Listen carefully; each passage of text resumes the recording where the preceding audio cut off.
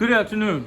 I'm going to put these new tires on the 60 and I'll have the same wheels and tires. Well, not the same wheels. These are shallow offset that are for the 60 inch versus the 72. See, this is about 1 finger width between the center net, whereas the 72 is one like maybe a whole handful of fingers. And then there's two other offsets. The 66 inch came with another offset that's somewhere between those two, and then the real small mowers came with, I think, no offset where the center, and that's the experience. That's the limits of the diversity that I've seen with the Hustler Super Z's. That class. And I'm not talking about Raptors or any of the homeowner stuff.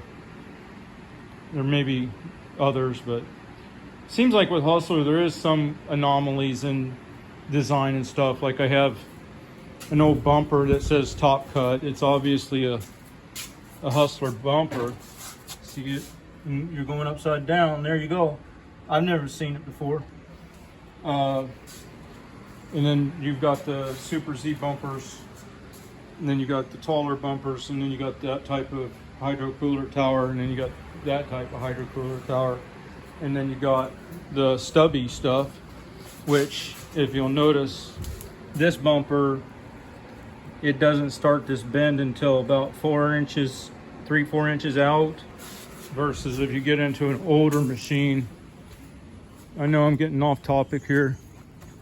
If you get into an older machine, the bumper starts its bend right at the end of the frame rail, so it's tighter this way. It gets a little harder to put in an aftermarket exhaust because it keeps your muffler tucked so further.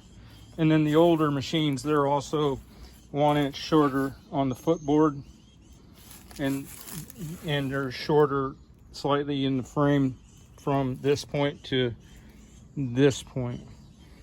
And you can identify an old 60 or 72 with this gusset. And then after they evolved from that to where they could hydroform, I think the reason is because they evolved to where they could somehow use a different process for making that bend where it didn't collapse it as much. You can see the concave shape. Whereas the newer style, they didn't have that as much. I don't know if they fill it with water, or I don't know how they do that, but there was a difference in eras. I think those were back in the 90s, 95, whereas the ones I'm running are in the 2000s. And then you have this deck, which is as old as I know of them to be. This is what I call a standard deck. Some people call them fusion decks, but they're not really fusion decks. They just, some of them had a sticker on here that said Oregon or something, fusion blades. And some people mistake that to mean that I think it's a mistake. It may not be. But I call them a standard deck. And then you had the XR7 deck, and then you had the VX4 deck. I'm not sure if that's where we're at right now. But anyway, back to the tires. These are quite a bit bigger. The reason I'm putting them on is because I got a yard tomorrow with new turf installed, and they put in berms, like golf course type freaking rollers and stuff, that if I tried to put the wider machine on, then it would scalp the beans out of it. I don't like running the 60, so I hate spending the money, but there is a lot of other pluses with the taller tires that have more than just cut height, and that's why I got them, because I thought I want taller cut height for my St. Augustine lawns. It ends up that doesn't even matter, because I ended up quitting my St. Augustine lawns because they were spraying chemicals on there that are bad for your health. So I'm now basically back to all roughneck type lawns, which is fine by me, because the spray companies weren't even putting out the placards half the time, and then they weren't putting the dates on the placards. They think it's harmless because it doesn't kill you immediately. It just causes a long, slow, painful death because it wipes out your gut biome. So, and then the owners, when I addressed the issue with them, they were apathetic, didn't care. You know, it's like, oh, yeah, it ain't doesn't bother me, blah, blah, blah. You know, everybody else is doing it, blah, blah, blah. I'm like, okay, nice attitude, by the way. I should have control of my health decisions, and to be in control of my health decisions, I have to have the information as far as when a pesticide or something was put on a lawn. So anyway, the taller tires didn't even work out as far as that purpose for being able to mow the St. Augustine taller for those upper crust fellows over there at Citrus Hills, who I don't mow for anymore, and I'm happy to not. But where it comes in is like a boxer with 5 extra inches of reach. When you're trying to go over the top of curbs and stuff like that, that's where that taller tire shines. I mean, you don't have to push with all your might on the deck lifts trying to exceed the limits of the deck's articulation to get over the top of stuff like that. And when that happens, you end up cutting your lines down, and you have less traffic lines, and you can make your lines look better because you can go across areas that you couldn't before. But anyway, I'm going to put this down. We're going to swap these out, and you can see what they look like before and after.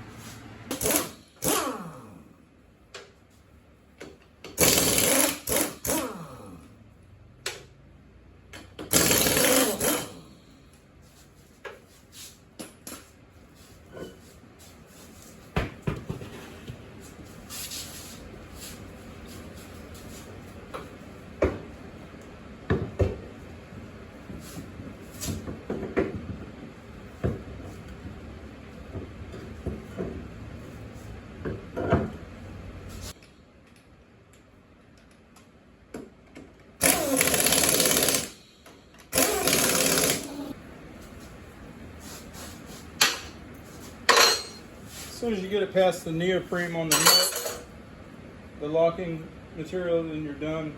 So you don't really need the impact. So the 2 wrenches works fine. What I mean by the neoprene is that plastic bushing in there. It keeps it from backing off.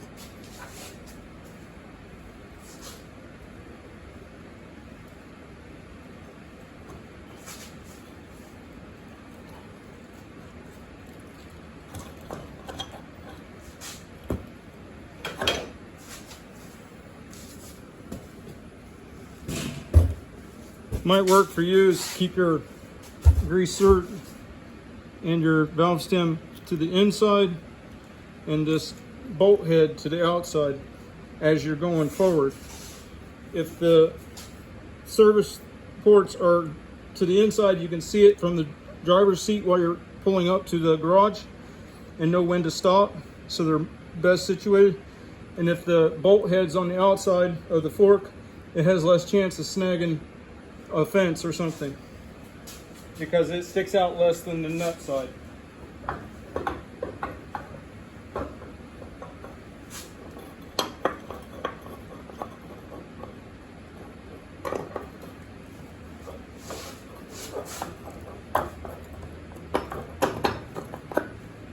I can't believe that commenter.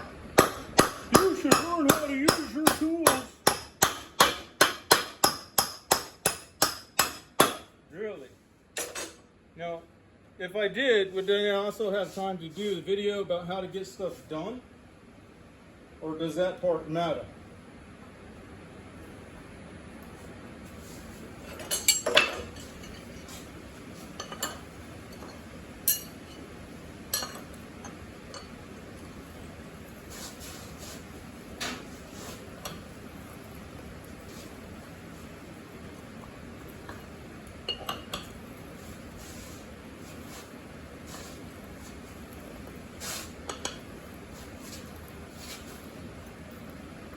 Tighten it till it gets a little resistance on rolling, and then back it off about a 1/16 of a turn.